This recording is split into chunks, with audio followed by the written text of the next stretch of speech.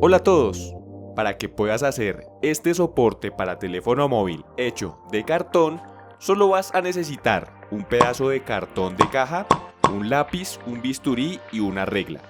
Una vez tengas los materiales, solo debes realizar los cortes con las medidas que vas a ver en el video, para finalmente aplicar dos dobleces y unirlo con un poco de cinta transparente. Te vas a dar cuenta que es un soporte rápido y muy fácil de hacer. Y así, pues finalmente podrás obtener tu soporte para celular hecho de cartón.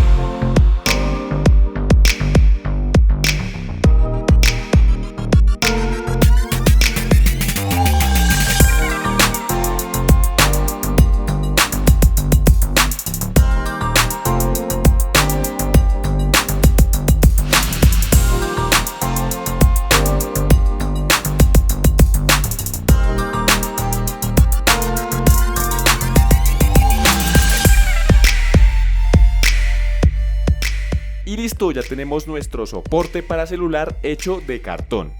Muchos éxitos con tu soporte y nos vemos en un próximo video. Chao.